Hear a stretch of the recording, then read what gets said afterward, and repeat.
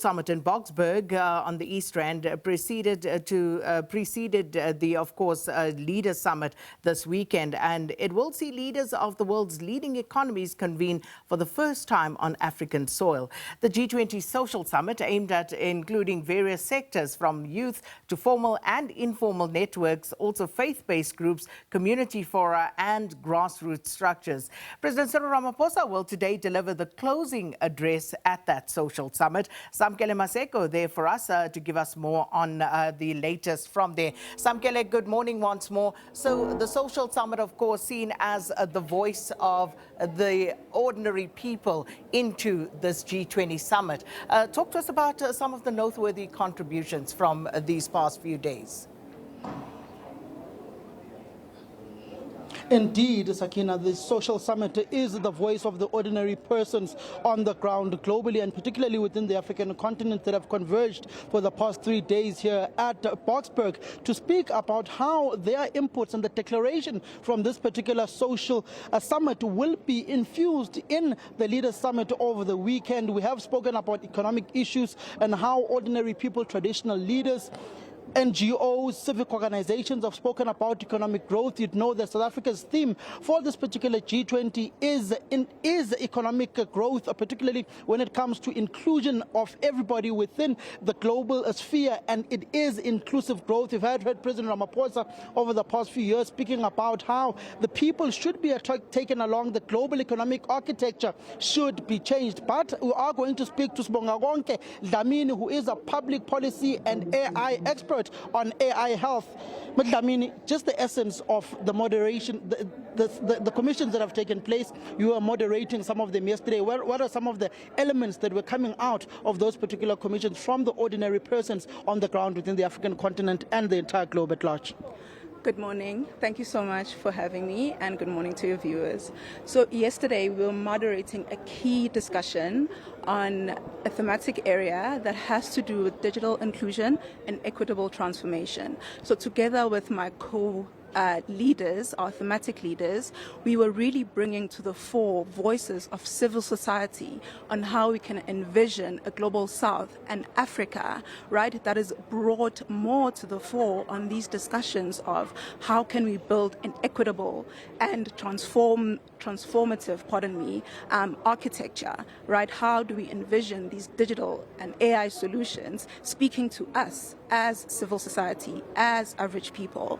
And so what was brought forth was that we want solutions that are human-centered. We want solutions that really, really focus on safety, especially the safety of children, the safety of women, and the safety of marginalized communities and marginalized groups, including people with disabilities and the LGBTQI community as well.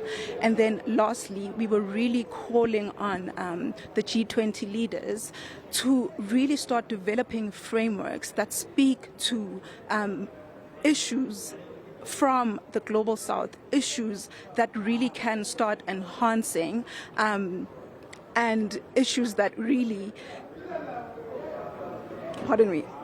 When you look at particularly the global South and South Africa pushing the regulation of AI health, particularly noting some of the incidents that have taken place globally when it comes to the influence AI may have on children's mental capabilities and other individuals' mental capabilities, what could be some of the main points that can be infused in the G20 Leaders Summit this weekend on the issue of AI health intelligence?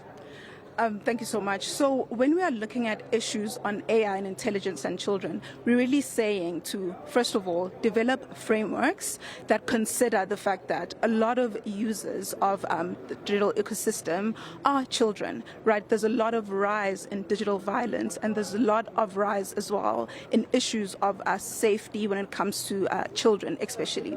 So we're seeing that over 300 million or so children are exposed to potential digital harm. And we're seeing cases of, issues such as child sexual abuse that have risen over 1,000% due to the introductions of all these AI tools that have come into the market. And so we're really calling on G20 leaders to recognize that this issue is not just isolated to quote-unquote AI experts, right, we sort of need to really consider the voices of children and marginalized users as well. We had a delegate that spoke up yesterday who was part of the Children's 20, who really helped in bringing the voice of children to the fore. Thank you very much, Ms. Lamin, who is a public policy specialist and who looks into AI health, particularly noting that these are some of the deliberations that were taking place in some of the commissions that she was co-moderating yesterday. But it also speaks to the B20 currently taking place on the other side of Gauteng in Johannesburg in Sandton, which is the business fraternity that is largely involved in artificial intelligence within the business aspect of it, that must also be discussed within that B20, but also infused in the G20 Leaders Summit that will take place this weekend, particularly around investment opportunities, the ownership of the global economic architecture, and also the influence that it has and the ramifications it has for the ordinary persons on the ground who are either users, consumers of these particular products, but also infusing the thinking and the ideas of the ordinary persons, particularly noting that the global south constitutes the largest population within the globe at large, and you particularly looking at how most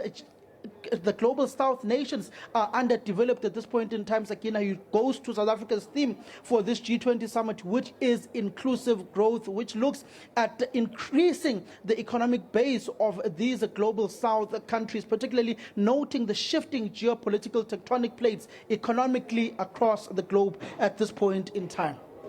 Well, thank you so much, Samkele Maseko, who's at the Social Summit, and this, of course, where President Cyril Ramaphosa will be giving the closing remarks.